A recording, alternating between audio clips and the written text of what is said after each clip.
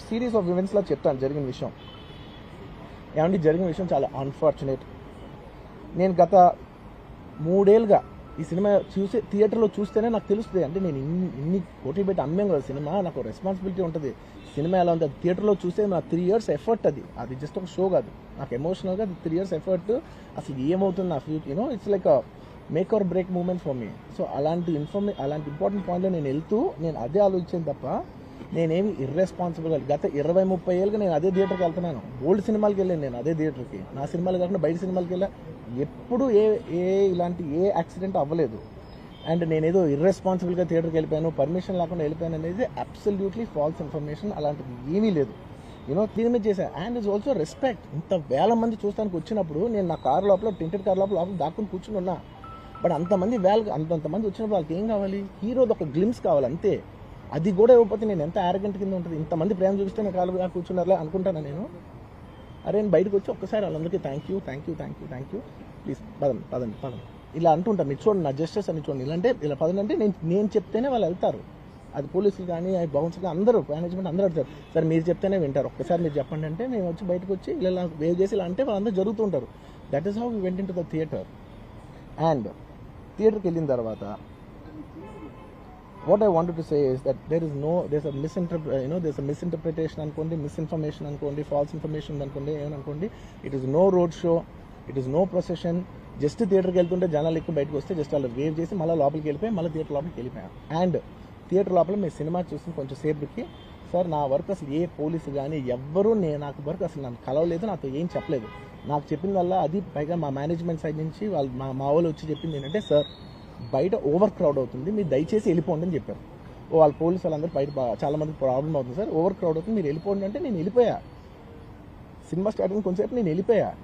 నేను మా వైఫ్ అందరూ మేము బయటకు వచ్చాము అంతే. నాకు అసలు ఆ తర్వాత నెక్స్ట్ డే నాకు తెలిసింది ఒక లేడీ ఇలా ఉందంట, కళ్ళు తిరిగి పడిపోయిందంట, ఆ తర్వాత ఆవిడ పాపం చనిపోయిందంట, ఇలా కిడ్ ఉన్నాడు అంటే నేను షాక్లో గురయ్యా.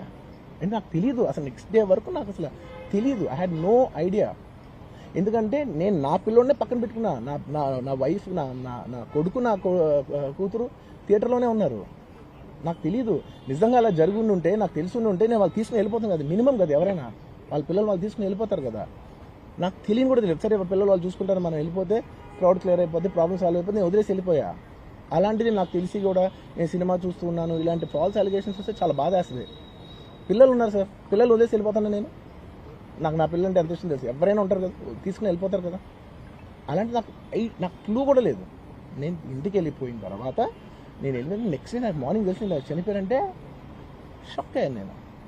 షాక్ అయ్యి ఇమీడియట్గా నేను బాస్కి ఫోన్ చేశాను, మా బన్నీ వాస్కి ఫోన్ చేసి బాస్ ఇమీడియట్గా హాస్పిటల్కి వెళ్ళి వాళ్ళ కలు నేను వస్తానంటే సార్ నేను మొత్తం అక్కడ వెళ్ళి చెక్ చేసి వస్తాను, వాళ్ళందరూ ఎమోషనల్గా ఎలా ఉన్నారు ఏంటో మనం ఫస్ట్ చెక్ చేసుకున్న తర్వాత మీరు దిగాలి కొంచెం ఆగండి సార్ అని వెళ్ళిపోయిన తర్వాత వాసు నేను వస్తానంటే సార్ మీరు రావద్దు ప్లీజ్, దయచేసి మీరు హాస్పిటల్ రావద్దు, ఇక్కడ గందరగోళం అయిపోద్ది, నేను నైట్ మీరు థియేటర్కి వెళ్ళారు, ఇష్యూ అయింది, చాలా ప్రాబ్లం అయింది, ఇప్పుడు మీరు హాస్పిటల్కి వచ్చి మళ్ళీ ప్రాబ్లం అయితే మాత్రం సార్ చాలా ప్రాబ్లం అవుతుంది సార్, ఏమనుకోవద్దు, వాళ్ళు మీ మీద కేసు ఫైల్ చేశారు, ఇప్పుడు మీరు వాళ్ళు కలవడానికి లేదంటే నేను మా లీగల్ టీమ్ అదేం పర్లేదు వాసు నేను వచ్చేస్తాను. నేను కొంచెం మూర్ఖంగా మాట్లాడుతుంటే సార్ మా లీగల్ టీం చాలా స్ట్రిక్ట్గా చెప్పింది, sir they file the case on you, మీరు ఇప్పుడు వెళ్తే legally it is not right thing to do, please don't go అని చెప్తే అప్పుడు ఆగాల్సి వచ్చింది.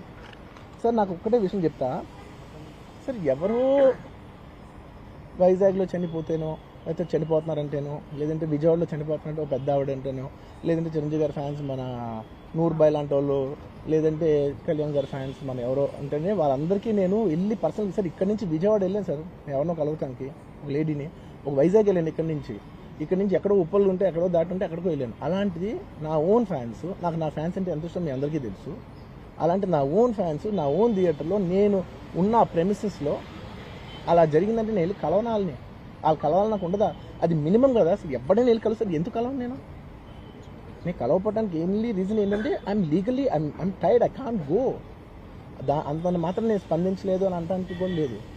సో నాకు ఏం చేయాలో తెలియక నెక్స్ట్ డే సరే వాసు మనం వెళ్ళకపోతే బాగోదు, ఏం చేయాలో తెలియక అప్పటికప్పుడు ఒక వీడియో పెట్టాను. ఎందుకంటే నేను కూడా షాక్లో ఉన్నా, జెన్యున్లీ నేను కూడా షాక్లో ఉన్నా. అరే ఇలా అయింది ఏంటి, ఎటు కాకుండా హాఫ్ ఆఫ్గా ఉన్నాను నేను జెన్యున్ చెప్పా హాఫ్ ఆఫ్ ఉన్నాను నేను, ఇప్పుడు కూడా కొంచెం హాఫ్ ఆఫ్గానే ఉన్నాను నేను, నాకు తెలుస్తుంది నేను కరెక్ట్గా సెంటర్డ్గా లేను, కొంచెం ఆఫ్లో ఉన్నా నాకు తెలుస్తుంది. ఎనీవేస్ నెక్స్ట్ నేను ఒక వీడియో పెట్టా, సరే to at least show that I'm there. It's not even about the money, it's not about the money. అంటే it is just money is just gestures to show that I'm willing to do something అని చెప్పడం కోసం. ఆ తర్వాత మేము ఏం చేయొచ్చు ఆ తర్వాత మేము అన్ని సెలబ్రేషన్స్ క్యాన్సిల్ చేసాం. వద్దు అసలు వాళ్ళకి అలా ఉంటే మనం ఎలా సెలబ్రేట్ చేస్తాం, మొత్తం అన్ని క్యాన్సిల్. పెద్ద పెద్ద ఫంక్షన్స్ అక్కడ కర్ణాటకలో అక్కడ ఇక్కడ పెద్ద పెద్దగా చేద్దాం అనుకున్నాం. వద్దులే ఇంకా దీని తర్వాత అన్ని షట్ చేసానని చెప్పేసి ఇంకా నా ప్రయత్నంలో నేను ఏం చేశానంటే, డాడీ మీరు వెళ్ళి కలవంటే ఆయన కూడా కలవకూడదు అన్నారు. ఓకే, ఒక స్పెషల్ పర్మిషన్ పెట్టి నువ్వు వెళ్ళు, కొన్ని మా ఫాదర్ ఇన్ లా పంపించండి, లేదంటే సుకుమార్ గారు పంపించండి, లేకపోతే వాళ్ళ వైఫ్ని పంపించండి, లేకపోతే ప్రొడ్యూసర్స్ పంపించండి, బన్నీవాసం పంపించండి. ఇలా ఎప్పటికప్పుడు అప్డేట్ తెచ్చుకుంటాను to know what is happening with the kid. అంతే తప్ప నేను అసలు ఏం కేర్ చేయట్లేదు. ఇలా కొన్ని ఫాల్స్ ఎలిగేషన్స్, క్యారెక్టర్ అసాసినేషన్ మాటలు వచ్చినప్పుడు మాత్రం చాలా బాగా